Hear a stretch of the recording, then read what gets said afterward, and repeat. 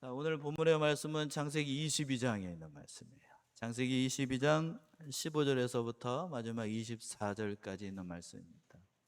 우리가 지난주의 말씀에 이어서 오늘 후반부에 있는 창세기 22장 15절에서부터 24절까지 있는 말씀을 살펴보겠는데요.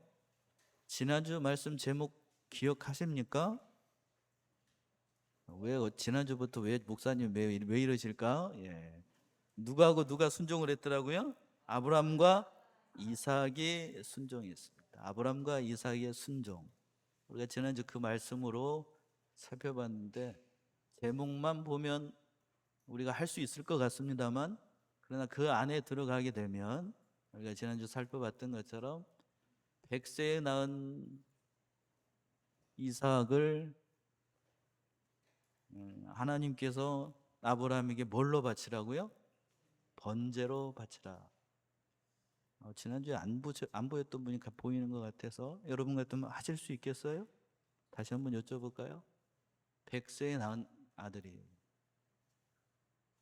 하나밖에 없는 아들을, 그것도 그냥 드리라는 게 아니고 그냥 뭐 저기 목사로 사모로 뭐 하나님의 일을 하는 종으로 이렇게 바치라는 것도 아니고, 실제로 어떻게 해서 잡아서 하나님 앞에 번제로 제사를 드리라고 하는 건 이 엄청난 아브라함에게서 봤을 때는 큰 시험입니다. 하나님이 너를 잡아서 번제를 드리라고 했으면 오히려 더 쉬웠을지도 몰라요. 그런데 눈에 넣어도 안 아플 그 하나밖에 없는, 그것도 그냥 아들도 아니고 100세에 낳은 하나님의 약속을 통하여서 낳은 언약의 아들인데, 이삭은 그 언약의 아들을 하나님 앞에 가서 번제로 드리라고 하는 건 정말로 순종하기 어려운 거라고요.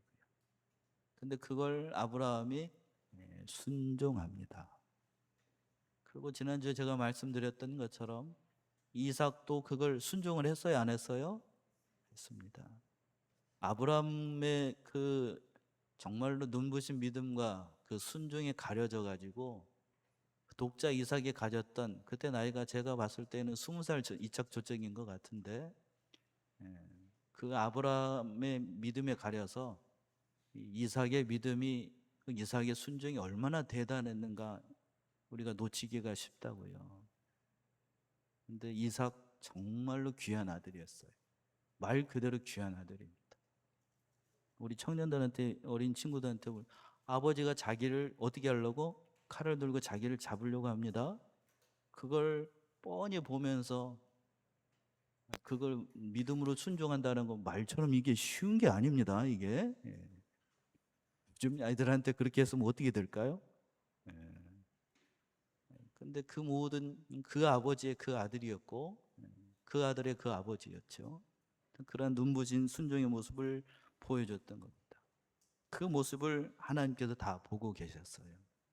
오늘 말씀 그게 이어지는 거예요. 제가 서론은 조금 길게 얘기했습니다만, 바로 말씀의 제목이 그 아브라함의 그 믿음의 순종을 통해서 어떤 복을 받게 되는가. 순종만 하라고 해놓고 하나님께서 복을 주시지 않으면 우리가 그 말씀 순종하기 쉽지 않지요. 오늘 말씀 보게 되면 정말로 하나님께서 영육간의 복을 주시겠다고 약속하셨고 실제로 복을 주십니다. 우리가 하나님을 믿는 이유가 바로 여기 있겠지요. 영적인 복과 함께 오늘의 우리의 눈으로 보이는 육신적인 복도 중요하다는 사실이에요. 이 영육간의 복을 하나님께서 주시는 거라고요. 바로 본문의 말씀이 아브라함이 하나님의 말씀을 순종을 하니까 그 복을 주신 것인데, 참으로 하나님께서 두 번째 여호와의 사자가 나타나서 구체적으로 어떠한 복을 주시는지 그걸 기록을 한 것입니다. 첫 번째는 15절에서부터 18절까지 영적인 복이지요. 내 씨로 말미암아 천하 만민이 복을 받게 될 것이다 라고 말씀하셨습니다. 15절 보시면 여호와의 사자가 하늘에서부터 두 번째 아브라함을 불러, 여호와의 사자가 하늘에서부터 왔다라고 되어 있습니다. 복을 주시는 복의 근원이 어디인가? 하늘로부터. 하늘은 하나님을 상징합니다. 즉 아브라함에게 주신 모든 복은 누구로부터 온 것이다? 하나님으로부터 온 복이다 하는 사실을 상징적으로 이렇게 선언한 말씀이죠. 그리고 두 번째 아브라함을 불렀습니다. 첫 번째는 그 후에 지난주에 살펴봤던 것처럼 아브라함 여호와의 사자가 임한 거고, 여기서 이제 두 번째 아브라함에게 아브라함 이름을 불러가지고 구체적으로 어떤 복을 주실 것인지를 계시해 주신 겁니다. 지난주에 살펴봤던 것처럼 아브라함을 두 번 이름을 연거푸 불렀죠. 아브라함아, 아브라함아. 그리고 여기서는 또 두 번째 아브라함의 이름을 불렀어요. 그러니까 이름을 부른다라고 하는 건, 성경에서 어떤 이름을 부른다라고 하는, 하나님께서 특별히 여러분들 이제 제가 여기 삼대중앙교회 와가지고 성경 읽으라고 하면서 부탁드렸던 게 기억이 나는데, 성경에서 하나님께서 특별히 사람을 찾아오셔서 이름을 부른다라고 하는 건 단순한 사건이 아닙니다. 여러분들도 하나님이 짠 하고 나타나 가지고 여러분의 이름을 부른다라고 하는 건, 이건 대단한 영광이에요. 대단한 영광. 근데 아브라함은 이름을 여기서 보게 되면 두 번 불렀다라고 되어 있어요. 하나님께서 구체적으로 아브라함의 이름을 부르면서 두 번씩 나타났다라고 하는 건 이 대단한 영광이라고요. 한 번 나타나는 것도 참 쉽지 않은데, 우리 평생을 가야 하나님께서 우리에게 꿈이로든지 뭐로든지 나타나셔가지고 우리 이름을 부르는 경우가 몇 번이나 되겠습니까? 대부분의 경우에는 그런 역사가 없는 경우들이 많고, 언제 가야 그 구체적인 우리의, 하나님께서 우리의 이름을 언제 부르시는가? 어디에 가서야? 천국 가서야 우리 이름을 불러주겠지요. 그런데 여기 등장하고 있는 이 아브라함은 살아있을 동안에, 이 땅에 있을 동안에 아브라함의 이름을 부름을 받았다라고 하는 건 이 대단한 영광이라고요. 큰 믿음의 역사가 일어나는 거죠. 그러면서 구체적으로 얘기합니다. 16절 보시면, 가라사대 여호와께서 이르시기를 내가 나를 가르쳐 맹세하노니 네가 이같이 행하여 내 아들 독자 이삭을 아끼지 아니하였은즉. 내 아들 독자 이삭을 아끼지 아니하였다. 하나님께서 이렇게 말씀을 하시고, 그 이 말씀을 하시는 하나님이 누구를 가르쳐서 맹세를 하시는가를 우리가 살펴봐야 돼요. 그 하반절에서 그랬습니다. 가라사대 여호와께서 이르시기를 내가 누구를 가르쳐? 나를 가르쳐 맹세하노니. 하나님께서 자기의 이름을 가르쳐서 맹세한다라고 얘기했습니다. 보통 성경에서 맹세하는 경우는 자기의 어떤 말이나 어떤 계약이나 이 모든 것들이 순수하고 거짓이 없는 믿을 만한 일이라는 사실을 맹세하는 거예요. 여러분들 혹시 맹세해 보신지 모르겠습니다만, 우리 엄마의 이름을 걸고 우리 아빠의 이름을 걸고 심지어는 우리 하나님의 이름을 걸고 맹세하는 경우들이 있습니다. 그 맹세는 보통 나보다 우월한 존재, 높은 존재의 이름을 걸고 맹세하는 경우가 대부분이에요. 그렇죠? 그런데 오늘 본문의 말씀 보시게 되면 하나님께서 누구의 이름을 걸고? 나의 이름을 걸고. 왜 그렇지요? 하나님보다 더 높은 세상이 있습니까? 없습니까? 없어요. 그러니까 나의 거룩함을 두고 나의 이름을 담보로 하나님을 여호와라고 하는 그 이름을 가리켜 내 이름을 걸고 맹세한다는 거예요. 그러니까 이렇게 얘기하는 경우도 성경에 흔치 않아요. 그러니까 신실한 그 언약, 지금 아브라함이 거짓이 없이 이걸 반드시 성취하겠다라는 그러한 확신을 가지고 아브라함에게 이 말씀을 줬던 겁니다.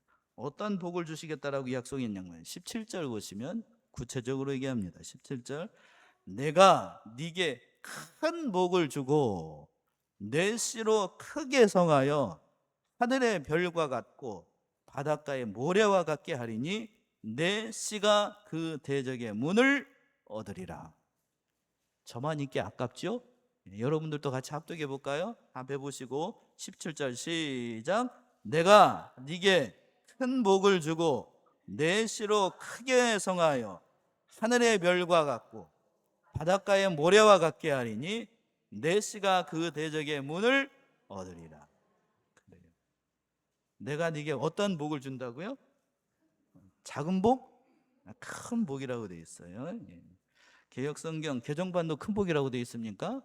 예. 큰 복을 줄 것이다. 이제 우리말 개역성경 그렇게 번역을 한 것 같은데, 여기서는 큰 복이라고 하는 건 원어적인 의미를 잘 살린 게 아닙니다. 여기는 큰 복이라는 의미보다도 반드시라는 의미가 더 강해요. 반드시.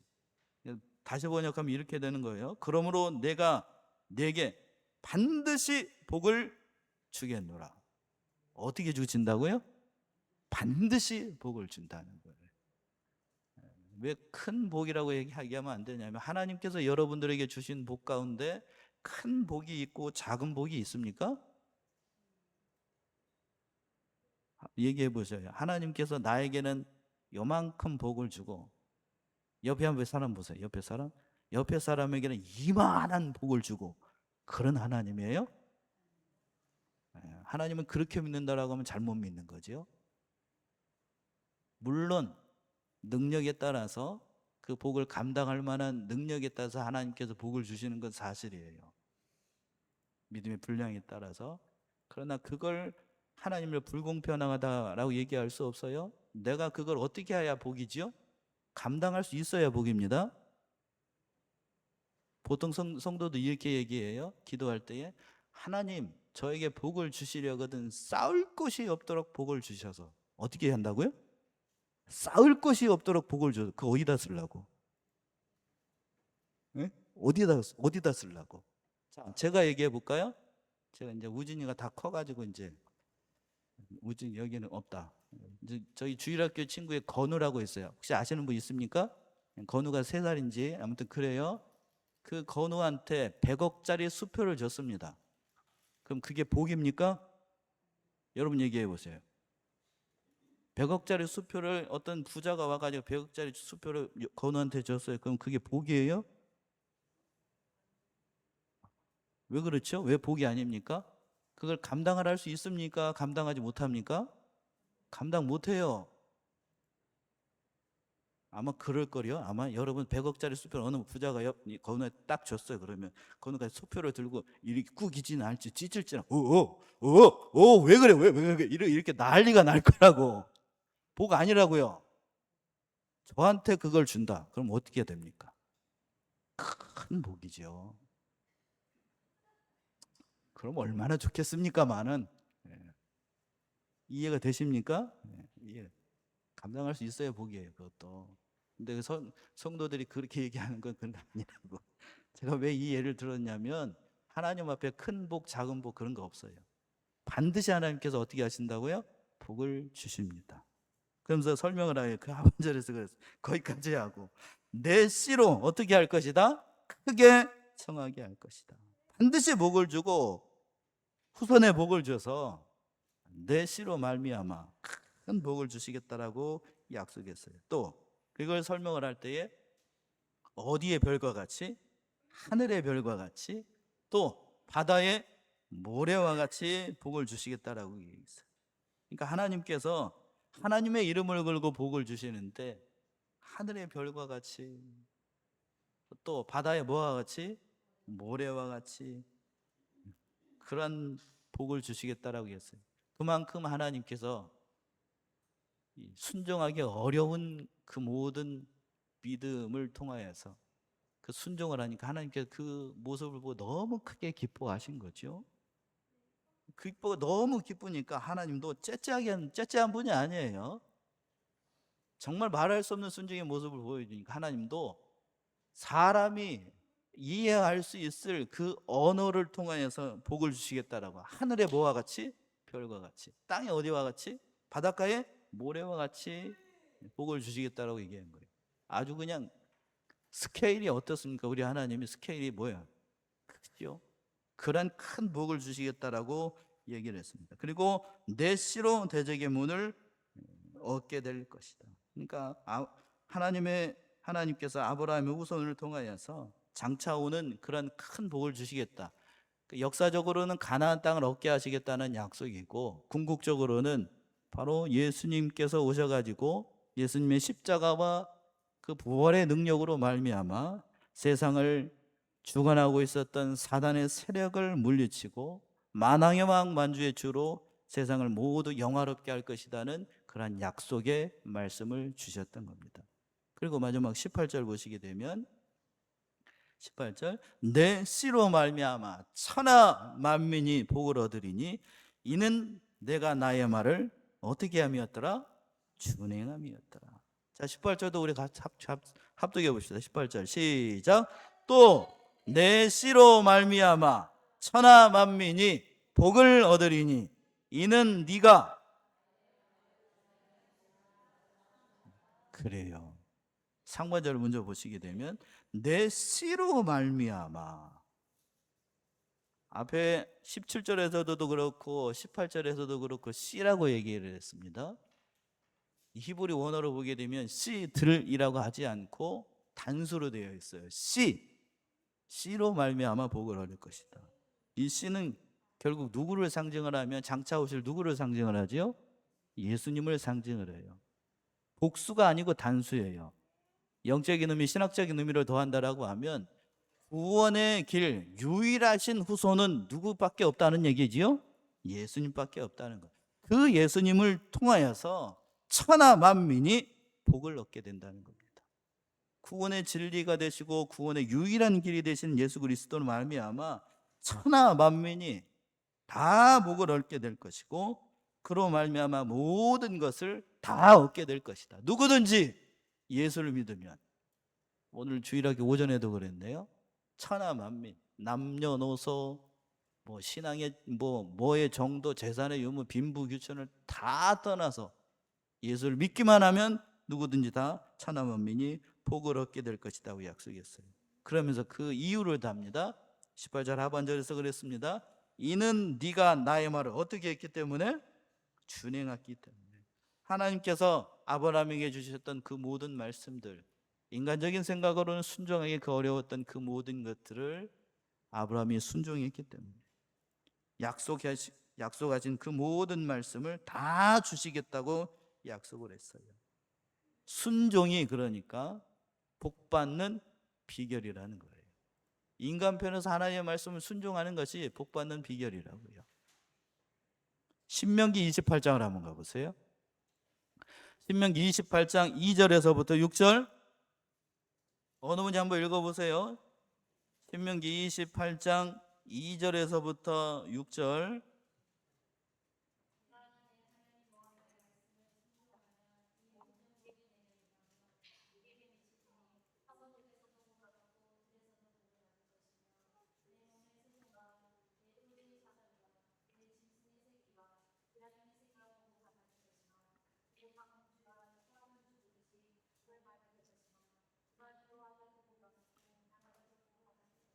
아멘. 28장 신명기 28장 2절에서부터 6절까지 이렇게 되어 있습니다. 여러분들이 정말 좋아하는 구절 가운데 한 구절이죠. 제가 다시 한번 읽어 드릴게요. 네가 네 하나님 여호와의 말씀을 어떻게 하면? 거기다 밑줄 그으세요. 밑줄 그으세요. 복 받으려면 밑줄 그으셔요. 순종하면 이 모든 복이 내게 임하며 내게 미치리니 성읍에도 벌을 받고 복을 받고 들에서도 복을 받고 내 몸의 소생과 내 토지의 소산과 내 짐승의 새끼와 내 우양의 새끼가 뭐를 받아요?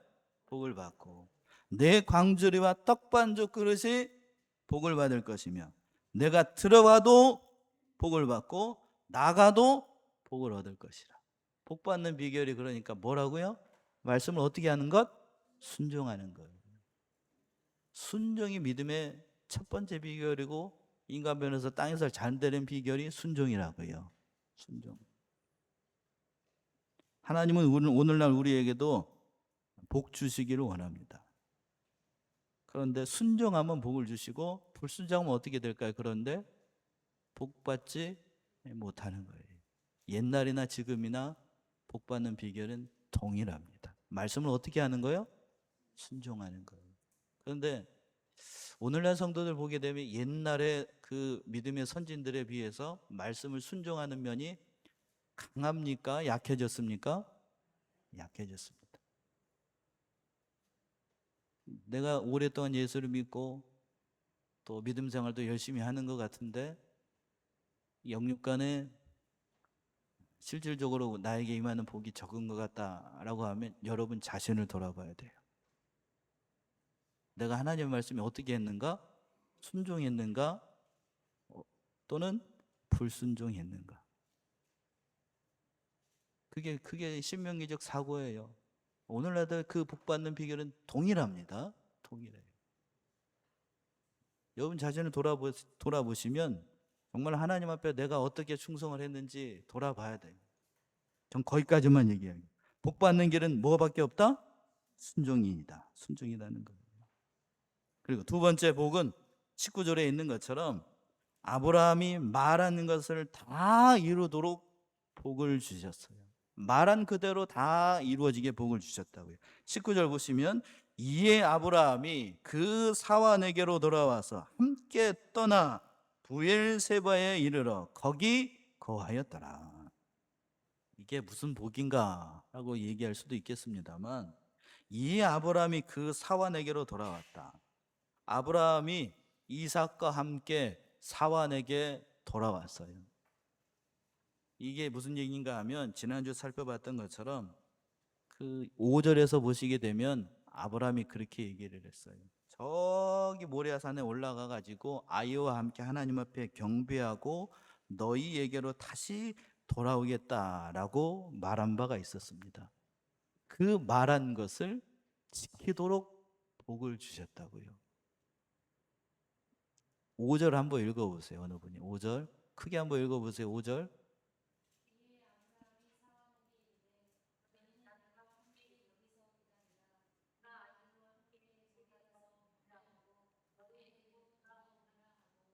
만약 다시 한번 읽을까요? 이에 아브라함이 사원에게 이르되 너희는 나귀와 함께 여기 기다리라. 내가 아이와 함께 저기 가서 뭐하고 경배하고 너희에게로 어떻게 하리라? 돌아오리라. 경배한 것까지는 이루어졌다라고 합시다. 그런데 너희에게로 돌아오리라 한 아이와 함께 돌아오리라 하는 말이 성취되지 않았으면 아브라함은 그 사원들 앞에 뭐 한 거죠? 거짓말한 거. 그렇죠? 거짓말한 거. 근데 하나님께서 그 얘기를 듣고 있다가 그 모든 말씀들을 다 이루도록 도우셨던 거예요. 도우셨던 거예요. 물론 이 말씀을 설명을 할 때 신학적으로 모든 것을 설명을 할 때 저도 어제 기도원 가서 이걸 묵상을 하면서 다시 한번 묵상을 하면서 생각이 들었는데 아이와 함께 경배하는 것 하나님의 말씀이니까 순종해서 나아갔습니다. 다시 돌아오리라 하는 이 말씀 보면서 아브라함이 그럼 다시 돌아온다는 사실을 언제 알았을까? 언제 알았을까? 올라가기 전부터 알았을까? 아니면 그 번제를 드리려고 아이를 잡으려고 할 때 알았을까? 아니면 하나님 앞에 어린 그 나무 뿌리 나무에 걸려 가지고 그 여호와 이레를 경험하고 난 다음에 알았을까? 여러 가지로 생각을 해봤어요. 근데 히브리서는 이렇게 기록하고 있습니다. 히브리서 11장 한번 가보세요. 히브리서 11장 17절에서부터 19절. 히브리서 11장 17절에서부터 19절 앞에 나와 있네요. 읽어보세요.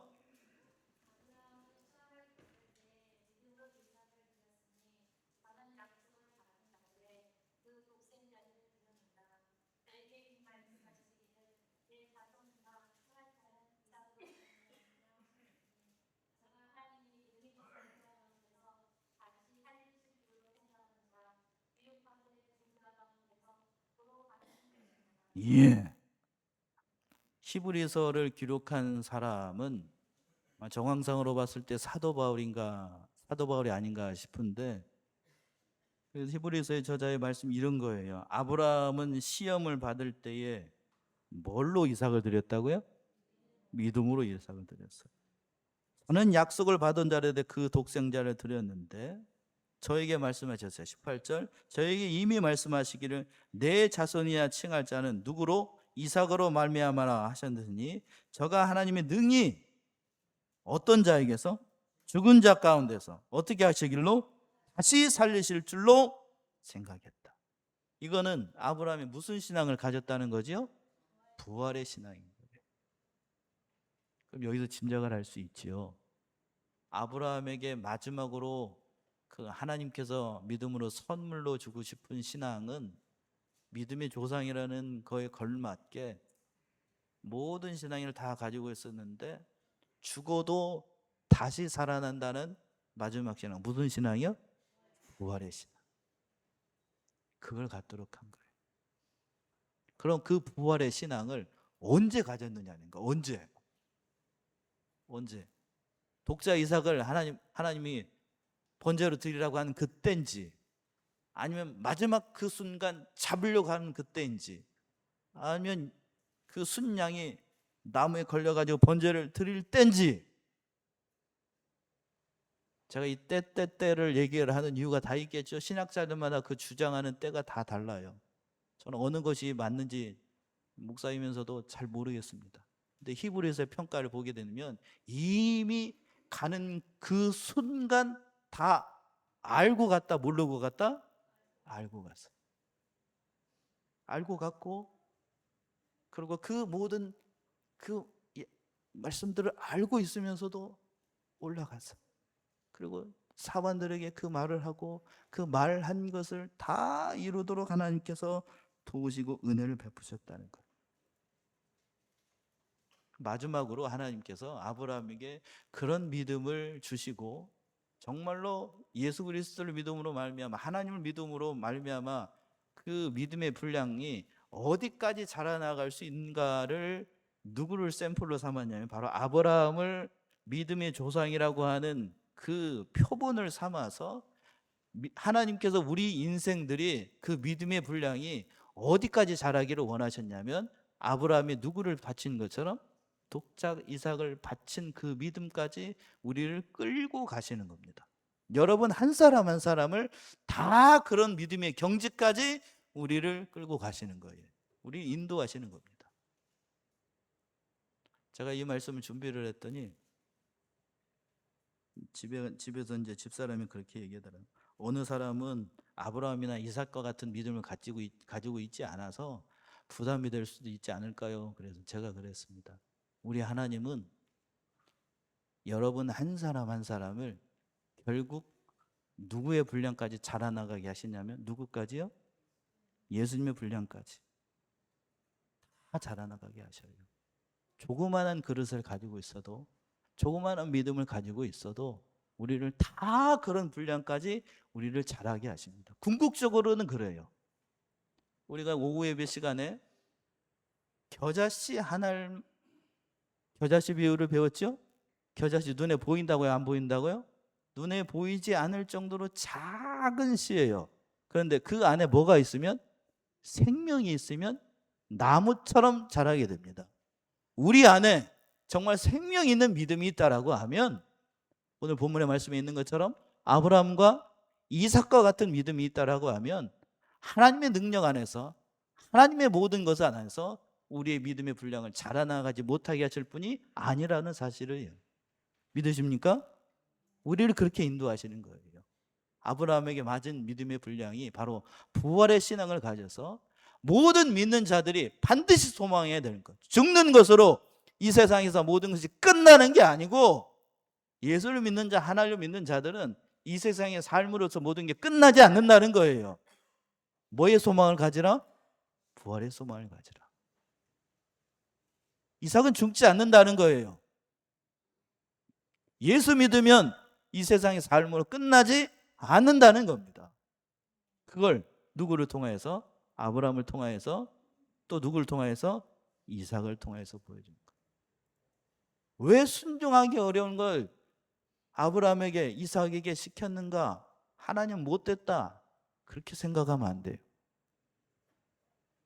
우리는 아브라함의 신앙, 또 누구의 신앙? 이삭의 신앙을 뛰어넘어서 장성한 누구의 분량까지? 예수 그리스도의 믿음의 분량까지 자라기를 원하시는 분이 우리가 믿는 하나님이에요. 여러분 한 사람 한 사람을 그렇게 인도하시는 분이 하나님이라고요. 지금은 내가 나를 봐도, 객관적으로 내가 나의 믿음을 봐도 형편없지만, 그러나 우리의 믿음을 결국에는 그러한 소망을 가진, 그러한 능력을 가진 믿음으로 우리를 자라게 하시는 분이 하나님이라는 거예요. 오늘 본문의 말씀에 등장하는 두 번째 복도, 아브라함이 그걸 알고 자기가 했던 말 그대로 이루어지게 역사하셨던 분이 하나님이에요. 그 하나님을 바라본다라고 하면 이 세상에서 어려움 당하는 거 잠시 닦는 그 어려움 때문에 우리가 믿음을 부인하거나 하나님을 믿는 믿음에서 떠나질 수가 없는 거예요. 우리 사랑하는 삼례중학교 성도 이 사실을 깨닫고 정말로 우리를 인도하시는 하나님, 우리의 모든 것을 주관하시는 예수 그리스도를 바라보며 주 안에서 승리하는 믿음으로 살아가시기를 바랍니다. 여기까지가 영적인 복입니다.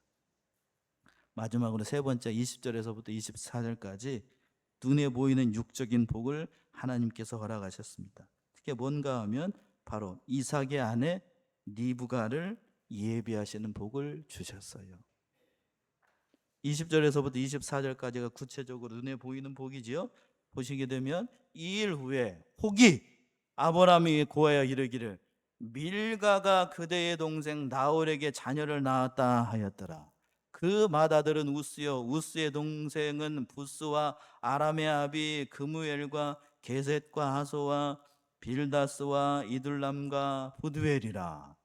이 8사람은 아브라함의 동생 나홀의 처 밀가의 소생이며, 부두엘은 누구를 낳았다고요? 거기다 밑줄 그으세요. 누구? 리브가를 낳았고, 나홀의 처 르우마라 하는 자도 데바와 감과 다스와 마가를 낳았더라. 이 사람들 다 알 필요 없습니다.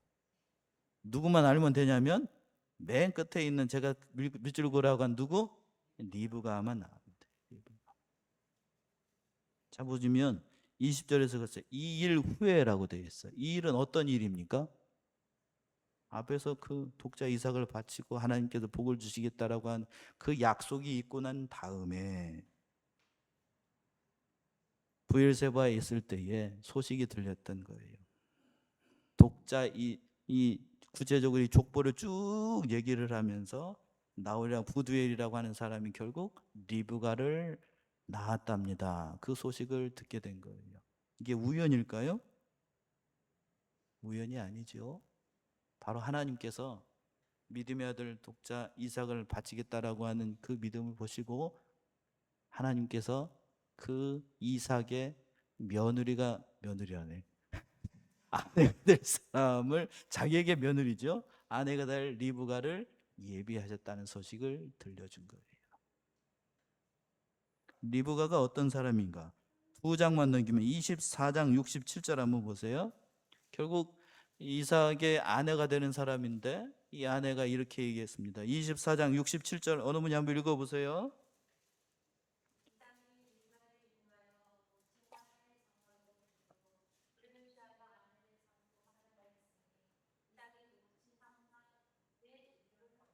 예, 다시 한번 볼까요? 이삭이 누구를 인도해서 리브가를 인도하여 모친 사라의 장막으로 들이고 그를 취하여 누구를 삼고 아내를 삼고 어떻게 하였으니 사랑하였으니 이삭이 모친 상사 후에 위로를 받았다. 독자 이삭을 번제로 바치는 하나님의 시험을 믿음으로 통과하자 하나님께서 이삭도 살렸을 뿐만 아니라 이삭의 배우자가 될 누구도 리브가도 이미 예비하고 있었다는 사실을 구체적으로 보여준 겁니다. 이건 우연이 아니에요. 하나님께서 이미 마련해 주셨고 오묘한 섭리 가운데 이 모든 것을 다 예비해 주셨다는 거예요. 제가 말씀드리고 싶은 건 정말 우리가 영육간의 복을 받으려고 하면 한 가지예요. 한 가지. 하나님의 말씀을 어떻게 하는 것? 순종하는 것. 그리고 여러분들의 자녀가 정말 훌륭하고 멋지고 그런 며느리, 아내를 얻기를 원한다라고 하면 여러분들 믿음 잘 지키세요. 아멘이십니까? 내 믿음 잘 지켜야 내 자손도 복을 받아요. 아멘이 안 되십니까? 그 모든 복을 받는 비결이 바로 거기에 있다는 사실을 우리가 놓치면은 안 됩니다. 순종이 복받는 비결이에요. 제가 성경을 연구하면서 한 가지 재미있는 걸 발견을 했는데, 아브라함도 첩이 있었습니까? 첩이 없었습니까? 그렇죠? 사라만 아내로 얻은 게 아니고 사라가 살아 있을 동안에도 그 하갈이라는 있었고, 그리고 사라가 죽고 난 다음에도 첩이 있었어요, 없었어요? 많이 있었습니다. 많이 있었어.